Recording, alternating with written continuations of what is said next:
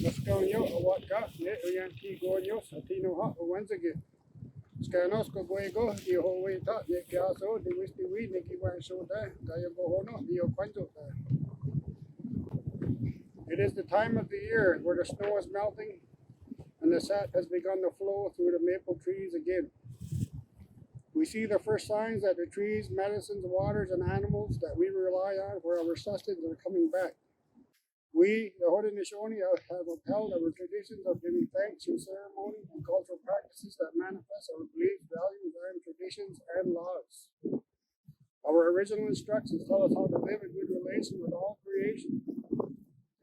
We have a responsibility for the health of our mother. Planting, cultivating, harvesting, gathering, and hunting and fishing are spiritual aspects that must be respected, carried forward for our future generations so that they may understand their responsibilities. Haudenosaunee people have lived here since time immemorial. We are connected to the land in a spiritual way. The earth is our mother. She provides for our long-term well-being, provided we continue to honor her and give thanks for what she has provided. For many years, we have witnessed the impact Canada's policies of genocide have had on our people. Our clan families and way of governing ourselves through the impositions of the Indian Act, the elected band council systems, and other colonial entities like the provincial government, municipalities, and third-party developers. We've seen the impact that unwanted development, pollution, dumping, and climate change have had on creation. We know this troubles many of our citizens. Our shared responsibility to our mother has been undermined and systematically oppressed by Canada. We've been told we do not have the ability to care for our lands and waters, yet we see that their laws and way of life have led us to climate catastrophe that threatens all plants, animals, and peoples. Our lands can no longer be subject to dumping garbage and other toxic materials. We should not be importing toxic soil that hasn't been tested. The Council discourages the use of harmful chemicals in farming that impact our medicines and our sustenance, including wildlife.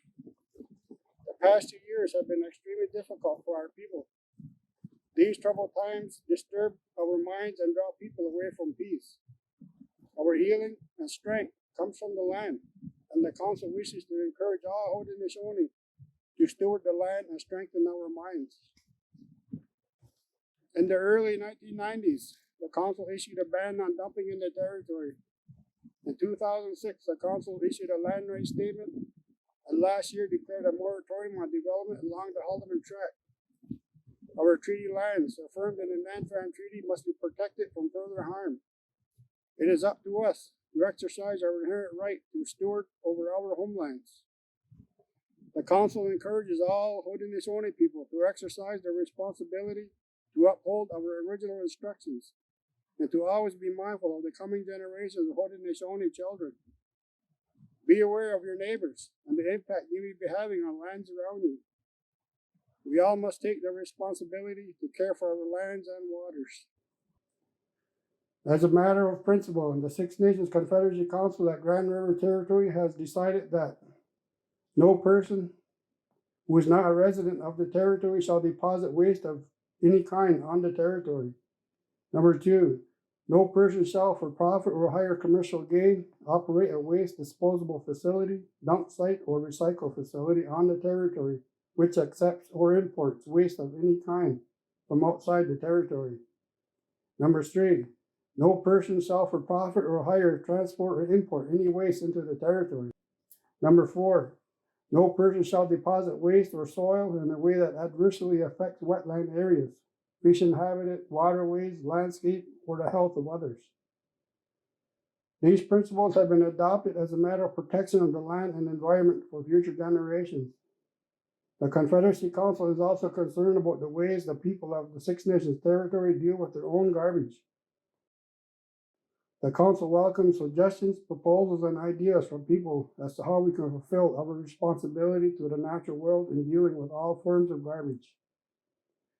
With the help and support of the people, we can move to protect the land for future generations. Yawa.